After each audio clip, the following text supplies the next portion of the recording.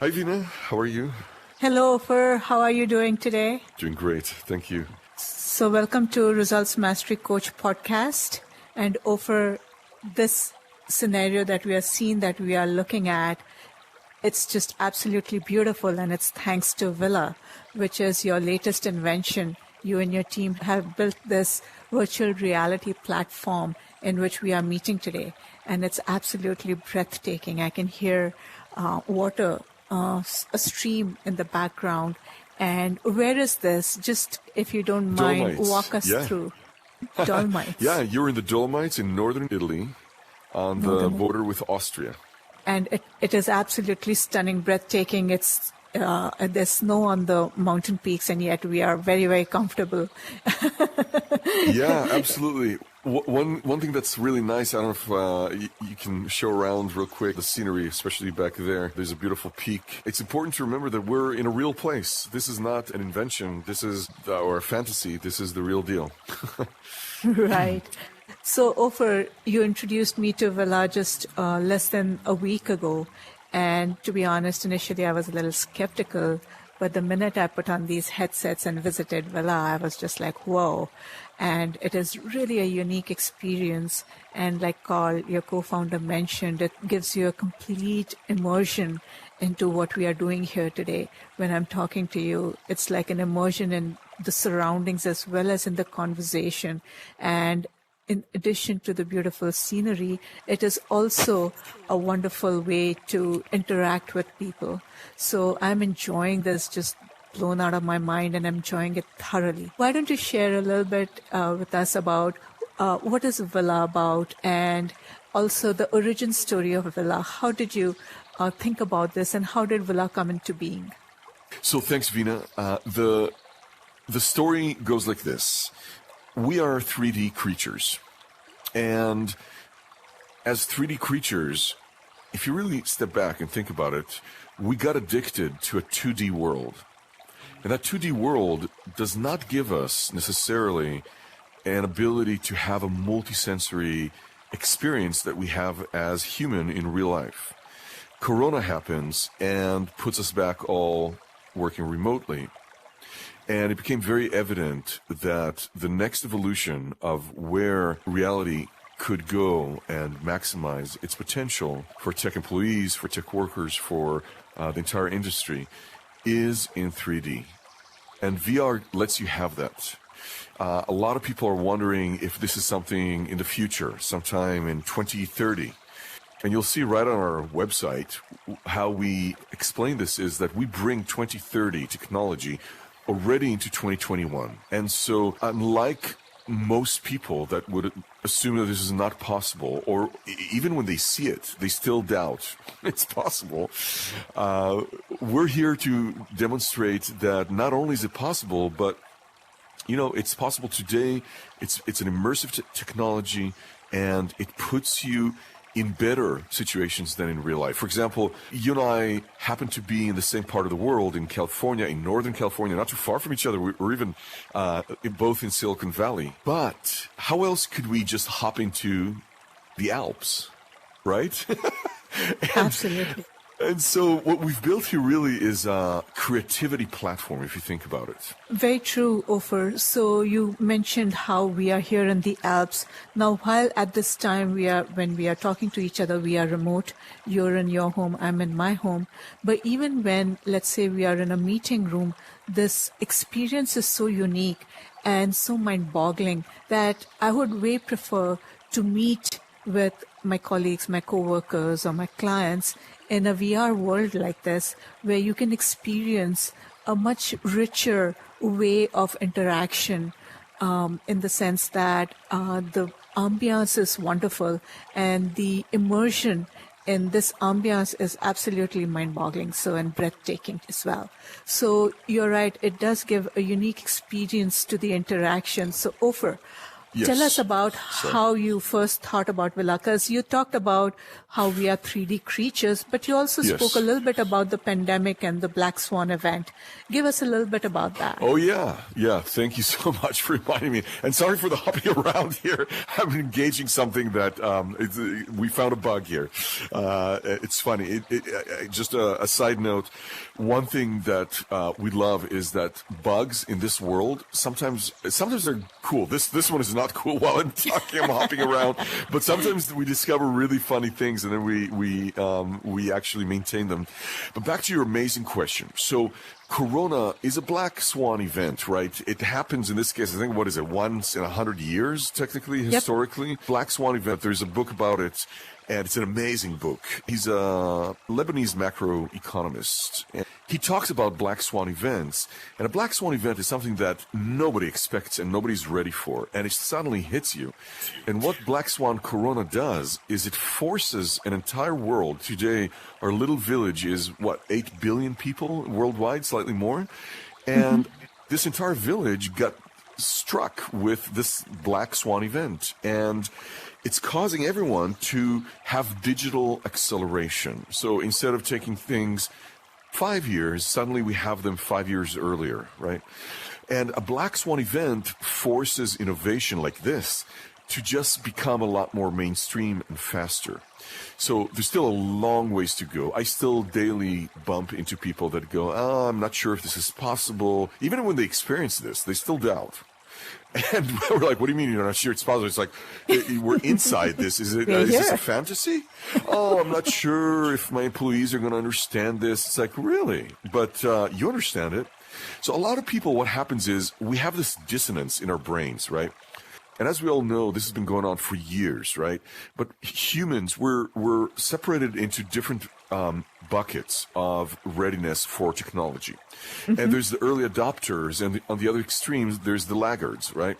And some people are not happy about this early adoption. They don't like that.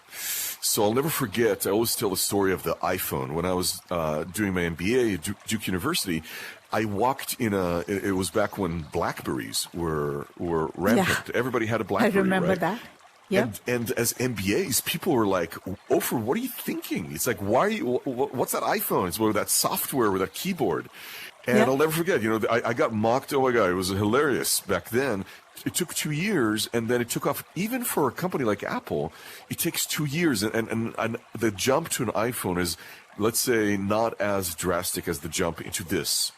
So this might take a little bit longer, but this certainly is in the bucket of a black swan solution to address a black swan event. Right. And to be honest, Ofer, yes, I can understand why there will be some resistance to initially adopt this. But I think once people experience it, even for one time, I think it is such a unique experience. And when they start collaborating, I think that's when it'll hit people that, and like, for example, you and I are collaborating. That's when it really sunk in. I went back to my family, couldn't stop talking about it. So exactly, that's what happens, because the mechanism or the mode with which we collaborate is absolutely unique and different and much richer in experience. Now, you showed me some collaboration tools. You drew something in the air, but as if you were drawing on a whiteboard. So could you just give a quick demo of that? That way we can see how one would collaborate in this environment. Yeah, of course. So I'll draw it on the side if I want to convey to you something, right? You can create a ball, right? A sphere, and you can draw it, and I can explain it. We had a person that was talking about last week about shuttle.io. It's a colleague of mine, Avery, and we actually posted that. But, he was talking about how, and look, in 2 seconds, I'll be able to explain to you something that otherwise would take me probably a few hours to explain to you if it was verbally, so that you really understand it. But basically, you would start, let's say, over here. Let's just pick a different color. And, you'd start over here on Earth. And this is a space station right here. and you would launch with a SpaceX or NASA. You'll do a little short trip over here, and then he's got another one that goes to the moon. Now it's circumlunar. What does that mean? It means that you still fly, you go around the moon, and then you come back and you land. Bingo. I just conveyed to you something that is, very easy to understand. This is the Earth, this is the moon, and we just did a little circumlunar trip, right? I can put a slightly different color on the moon and so on. This is just one of many, many, many ways to convey ideas in a much more smooth way than in real life. Yeah. Mm-hmm. So what you have drawn here is a 3D model, and I have not experienced being able to create a 3D model just like that, like as if you're drawing on the whiteboard, but in 3D. Where were you when I was learning science and struggling with that daily?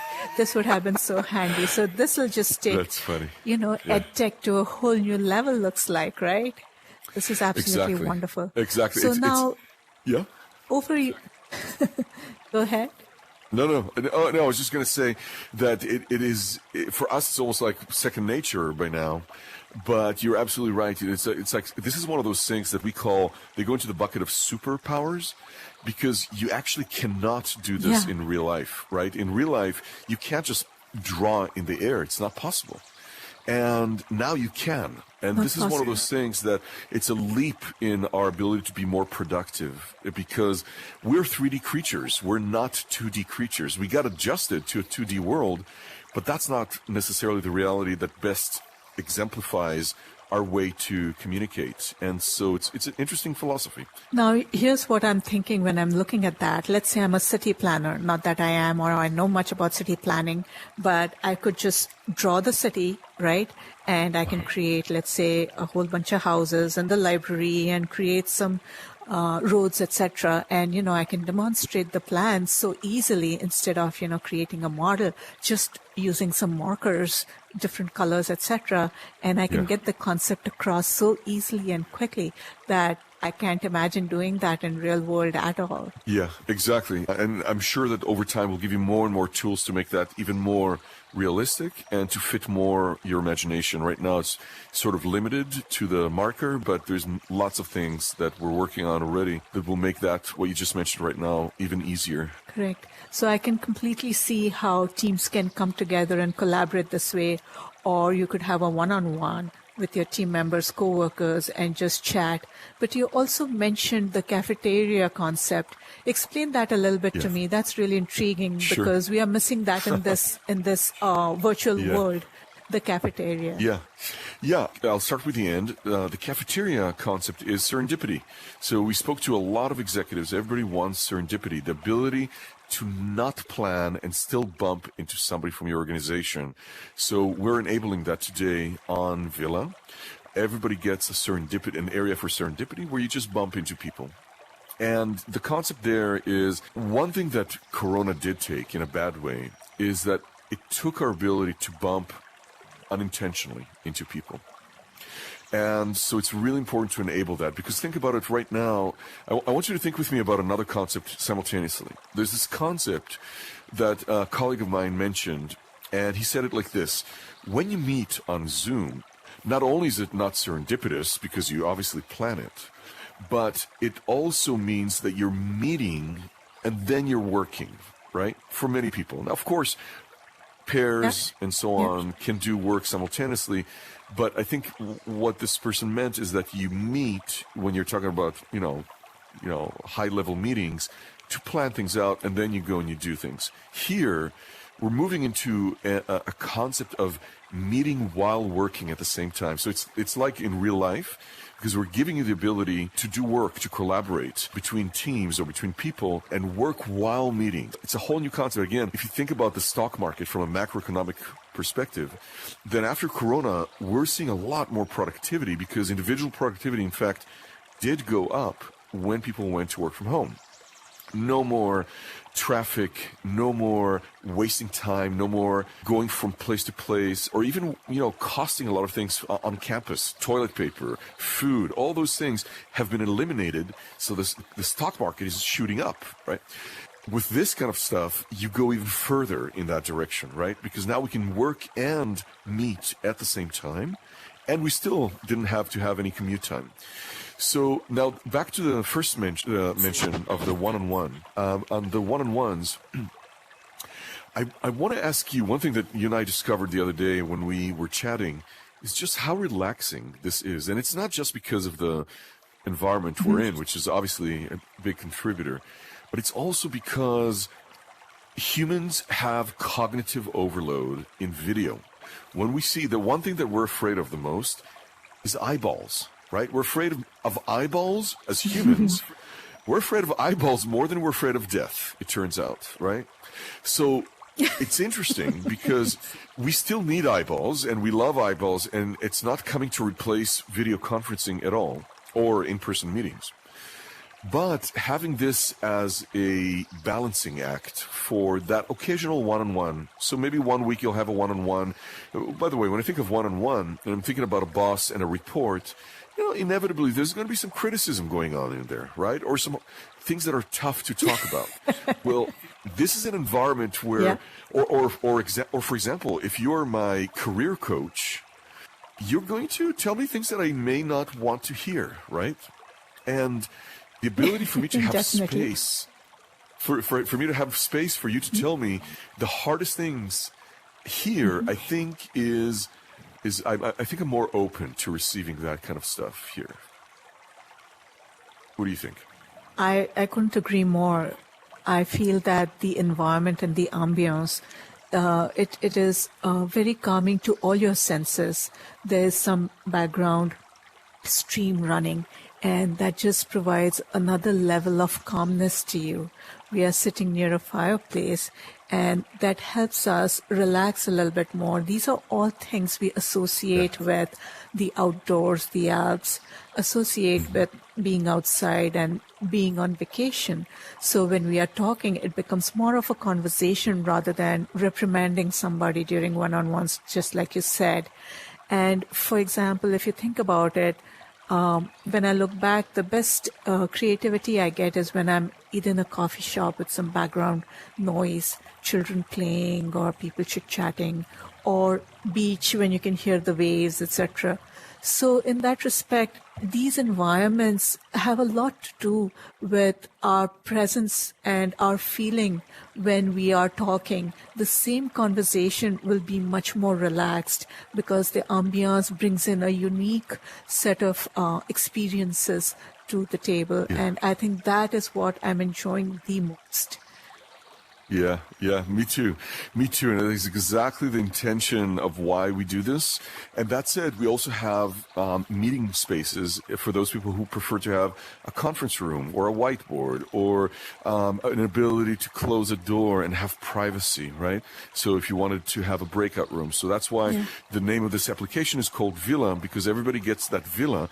In our case, it's over there, over the mountain. And, but you also get all this outdoors. So you can really pick and choose what's the ideal situation for your meeting. And I couldn't agree more with you. It's this for work. This is the funny thing. We're not vacationing. We're doing, you and I are working right now.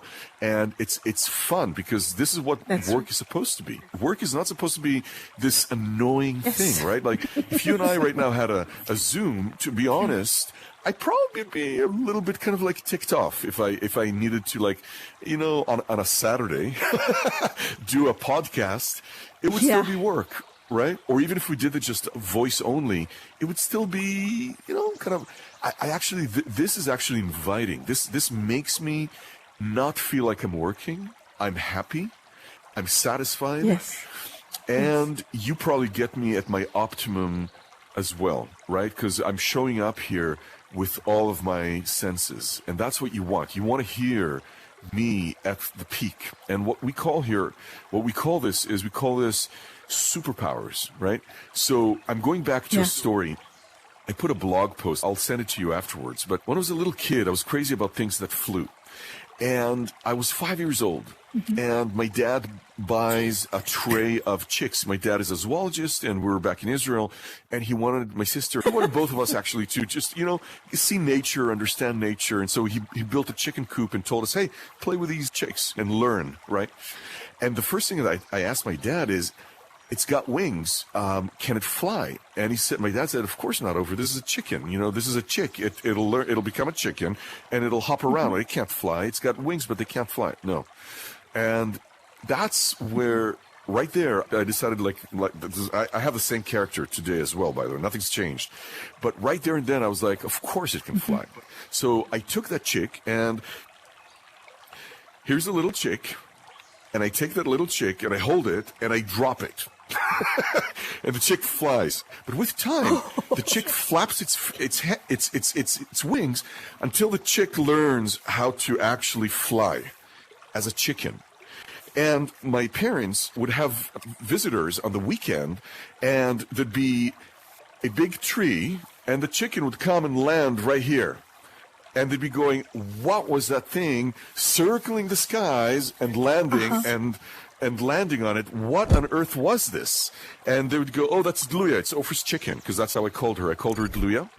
It was a female chicken, and I taught her how to fly. And guess what? She learned how to fly, and that saved her. And that's what I called what it says. So Israel has lots of wildlife, and they love to eat chicken, all the way from foxes to snakes to a bunch of, I forget the name. There's a bunch of animals that love to eat chicken. All her sister, we had 20 on the tray. Yeah. All the chicks got killed, got devoured. She lived for 2 years because she always flew away from her predators. Now, what's the takeaway here? The takeaway here is multiple things. But number one, never take no for an answer. Never take no for an answer. They can't fly? Of course they can. Of course they can. Never take no for an answer. Number one. Yep. Number two, all of us have superpowers. Dluya got her superpowers because of me. I taught her how to fly. She wouldn't have known how to fly otherwise. I threw her, she built her muscles, and ultimately she knew how to fly for kilometers around the sky, right?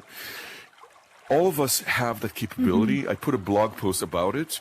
I highly recommend anybody read it. Hopefully it'll give us all inspiration. I created a world where we all have these superpowers. And in these superpowers, we can do all those things and a lot more, right? We can be superhuman with superpowers, which is what we're meant to have. And I want to preempt this real quick with a question that you probably have for me, which is, you and I spoke about it just the other day, which is, where's all this going? So where this is all going in 5 and 10 years, first of all, you're going to be able to do everything you always wish to do in this environment. It's going to be a lot more smooth, right? We're still learning how to walk. This is new. It's a new technology, and the capabilities are obviously still limited. Like, for example, the environment here is still looking a little bit cartoonish. Not the mountains around us, but this environment still is. But it'll get much better. You get full photorealism, right? And you and I will have a little bit more realistic avatars. Right now, we sort of don't show our wrinkles. I don't know, maybe this is a good thing. We kind of look like we're our Botox self, which is maybe a fun thing for if we're slightly older. Right, but we could allow totally. Much more expressions. We could allow much more expressions, and people can choose to be more photorealistic, and then our ability to do full Minority Report kind of work will be much more seamless. So that's what we're working towards.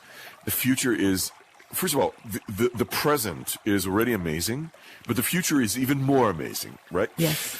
So hopefully that answers. Yes. Yes. So, Ofer, you are offering this to obviously your customers, etc. And so, how are your customers using this technology? What are the various use cases that they are using this for? Sure. So, first of all, we do have thousands of seats here. We have many of them are paid. This is a SaaS product. It's a software as a service.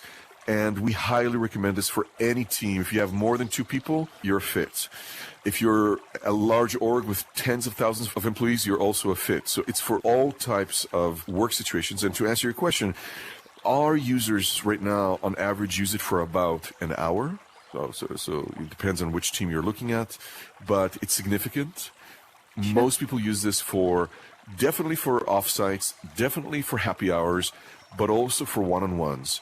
The one-on-ones alternate. So I do get feedback that, hey, I really needed to see my report's facial expressions or general expressions, and I prefer to do it over video conferencing, which we're going to enable in here as well very soon. But for now, some people do prefer that sometimes. Alternating with this is a much more calm environment. So maybe some of the harder things to say, sometimes they're easier to say it here. Then we have teams using this for road mapping. Product managers absolutely love this. Absolutely love this. They can do design. They can do planning for the future. They can record all these note-taking. You can do that too with your clients if they want to remember what to do. You can record. You can take photos. You can save it for later. And this week we're adding, images and 3D and art. So we're going to add those capabilities so you'll have even richer meetings. Yeah, I think I covered all the basics. Obviously, there's a lot of other sort of outliers. There's one team that wants to have procurement done over this. There's another team that wants to do, inventory control over this platform. And there's a medical team that wants to look at images and so on. So we'll work with you. In your case, you're a career coach. I just want to mention that as a colleague and friend of mine, I have a lot of respect for your path because, you had a company as an entrepreneur, you've sold it, and you've made, I believe, millions of dollars in the process, but you've been in the shoes of a lot of us entrepreneurs, and you have the background to not just be one of those mentors, but coach experienced executives. And, I would love to hear from you as we go on the axis of time. I would love to hear from you what putting your practice in virtual reality has done to your practice. Maybe we can do another podcast in a few months and see if you've had some experiences, besides me. Absolutely. I think one of the things that the virtual reality platforms such as Villa brings to the table is that you've had a very, tough day, doing stuff and attending meetings, etc. And most of my coaching takes place end of the day because during the day people are usually busy and mentally they can get quite drained by that time. I think the first thing that will happen is that for coaching, you need to have an open and relaxed mind so that you feel energetic and you want to do stuff, right? More stuff, new stuff, different stuff, retrospect. And I think this environment, the ambiance will be perfect for that, where people can sit down, relax after a tough day, long day, and think back, okay, what is it that we've done well? How can we, move further or do better or, just completely redefine where we are going or whatever it is that they need to do. This ambiance will really take it that many notches further. So I'm really super psyched about using this in my practice, and I'm hoping that my customers, once they start experiencing this, they will be as well, and we'll do great things together. And yes, I would love to come back and talk to you about that in a few months' time. And that's amazing, so and I'm even more excited. Yeah? No, I was just going to say I was really excited. If you ever do open this up to a group, then we could do activities here as well and bonding activities. And that way I can learn not just about myself, but myself in a group setting, which I think is something that all of us, we need those tools. And this is maybe some food for thought as a coach. You've given me a great idea because just recently I completed a team coaching exercise and we did this over 2 months' time, met weekly. And I think if we did that in a setting like this, I think it would be very different. And the folks would be so much more receptive, not just to me as their coach, but to each other as well. So, because this just provides that level of, collaboration that you can't get through Zoom. It's just not possible through Zoom. So exactly, very valid point, and I'm going to use that for and bonding exercises as well. Yeah. So, by the way, tell us a little bit about your team. I know you. Go ahead. Yeah. I'll tell you right away about the team. I just want to say one quick disclaimer that this is much better. Well, how can I say it? This experience is infinitely great in VR where it's meant to be. When we have a camera person recording this, when we have a viewer, they won't understand what the hell happened here. This is one of those experiential things, you know. You can describe it all you want. For them on the outside world, people who haven't experienced this, it'll just seem like a cartoon, basically, right? On a 2D screen, which is exactly what we've come to undo, right? So one thing that is constant in my mind is how can we exemplify what goes on here and still give people on the outside the experience that we're having, that they're missing out. For now, the viewers of this podcast should just know, just go get yourself a headset, come into this, experience it for yourself, and you'll know what we're talking about. So now about the team. We're a team of 10. We have all the way from engineers, we're a very technical team, all the way from deep technology, machine learning, VR, obviously, design. We have a great creative bunch that are helping us doing exactly what I just mentioned, which is a big leap that we have. You have to constantly think in this, as an employee in this industry, you're constantly having to think, there's something we know, us inside this, that we've shared, but the outside world just doesn't get. You know, with you, think about, I mean, it took a couple months before you actually got the headset, and you and I have talked, and as you said, you were a little skeptical before. So think about the before and think about the after, right? Today, you're already sold on this. Yeah. Before, there's all the skepticism. And so as a team, we're all of us on this, committed to making sure that we can go over this mental objection that everybody has by default. You know, us humans, we're very critical people, right? We're meaning-making machines.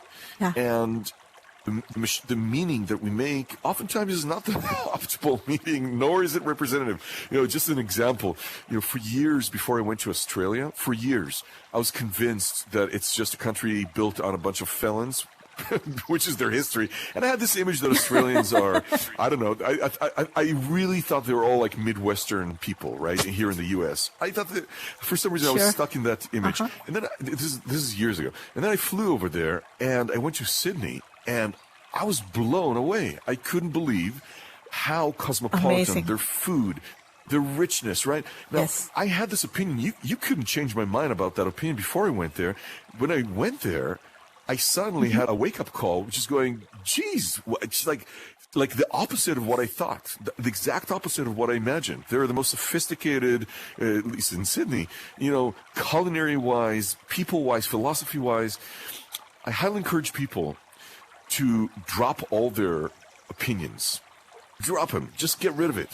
Correct. And then jump in. This is not very expensive. This is very accessible. Yeah. Correct. So, Ofer, one thing I think the reason why there is skepticism is that people think that the pandemic era is temporary. Pandemic will one day go away and life will return to quote-unquote normal, correct? That we will continue to go back to work like we used to and go to offsites, etc., like we used to. But that's not going to be the case. We know that's not going to be the case. And when that realization sinks in, because everybody thinks this is temporary, what we are not realizing as a society that this is not temporary. Yeah, maybe there'll be a hybrid model where, you know, you do partly from work, partly from home. But the realization is going to sink in very quickly that, hey, there is a much better way, whether it is productivity or cost savings or whatever the combination might be. For example, after 9/11, American Express, which was directly opposite the two towers, right?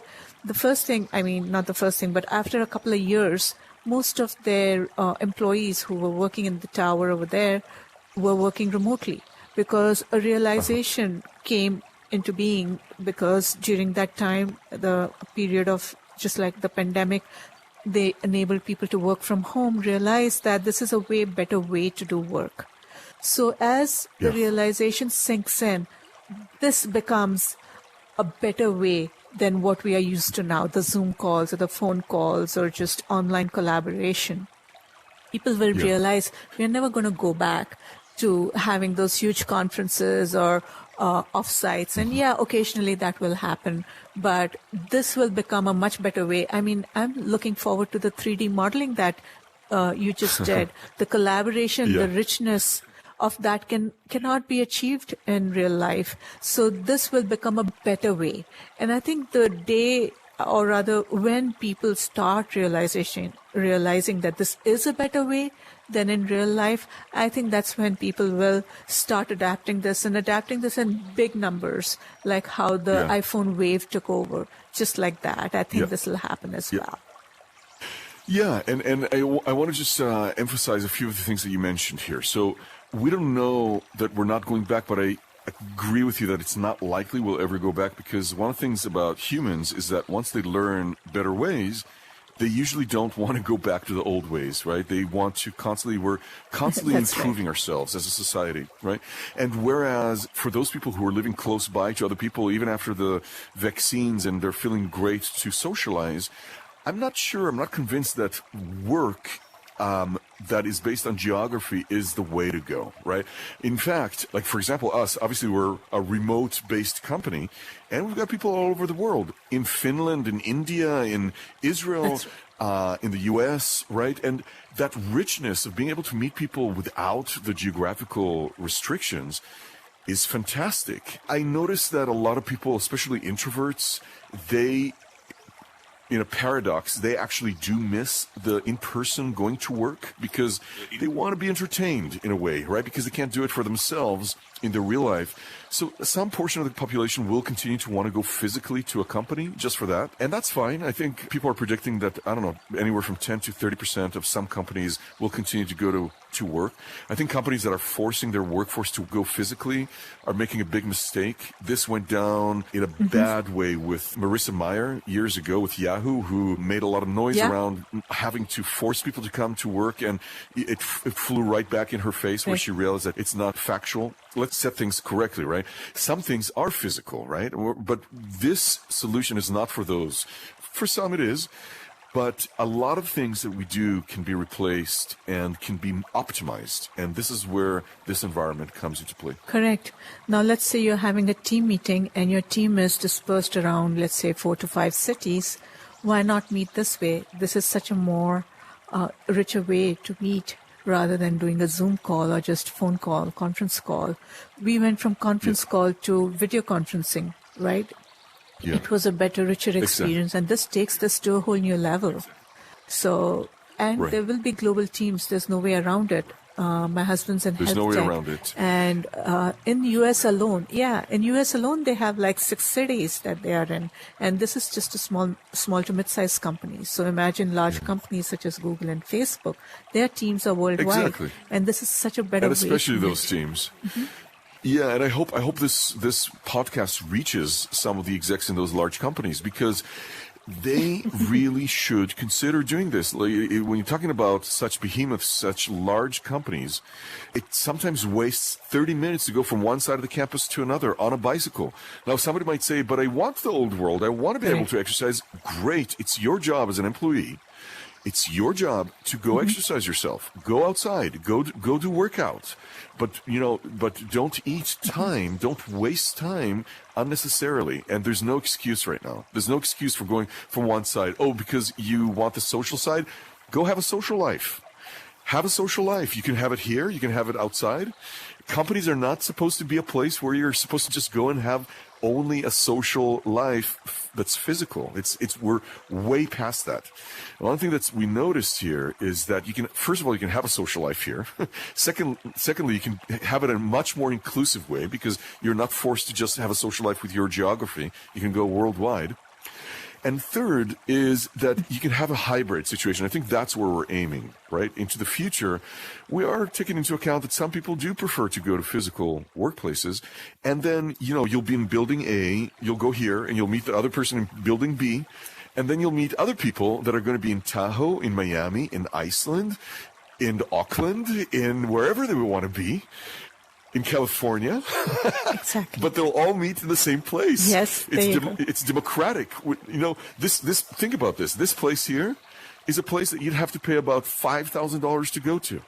Now you don't. Now you have to pay nothing, basically, if you're an employee. So that's the consequence. And the experience, right? You can experience together. For example, when we flew over here from the villa, right? I felt like I was on Aladdin's magic carpet. And I saw that movie a few years ago, and I've always wanted to experience that. So seriously, for now, you can experience that, right? You can be on that magic carpet and go anywhere in the world. Like, what are the chances of me having a team meeting on the Himalayas? But here we are. We can do that through VRCast. So this is such an amazing thing to be able to do. And maybe it can be our mission to take this to executives. You obviously are doing it as you're the CEO of Villa, and me to my clients, because some of them happen to be CEOs, and this is what we'll take to them so that they and their teams can experience what we are experiencing today. I'd love that. Veena, thank you so much for mentioning that. So Veena, thank you so much for helping to evangelize this. The problem when you're a startup, as you know, because you had one, your problem, as a good colleague of mine mentioned, is that not enough people hear about you. So you need to get the word out, because people don't know what they're missing. This is the sad thing. People have no clue what they're missing. Just this week, I'm also talking to a lot of skeptics.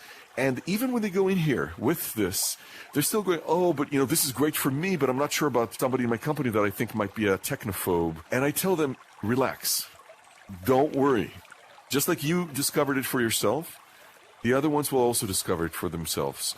This is a very intuitive environment. In fact, to be good in this environment, all you need to do is unlearn our addiction to 2D. When you walk into our villa, you'll see that the mission that I put for this company is to rid the enterprise from its addiction to 2D. So this is my mission right now, and I'm hoping that Facebook's CEO is hearing this, and I'm hoping that Cisco's CEO is hearing this, and I'm hoping that Google's CEO can hear this, because we're all addicted. We've become addicted to these screens that don't give us this experience, and then you have unhappy employees. Citigroup. Their CEO, she believes in going back to real life. Hey, listen, I hope you hear this. We're not going back to where we were, because we've learned that there's much better ways to do. This is real life, for one, and this is going to get better. And you don't have to depend on the old world. I want to dedicate this to the Citi CEO and let her know, she doesn't have to spend money on billions of dollars. Billions. $30 billion are wasted daily in the U.S. on getting employees to the companies, the real estate, the toilet paper, just the toilet paper, the driving. You just think about the environment and how ruinous that is. And you can save all that.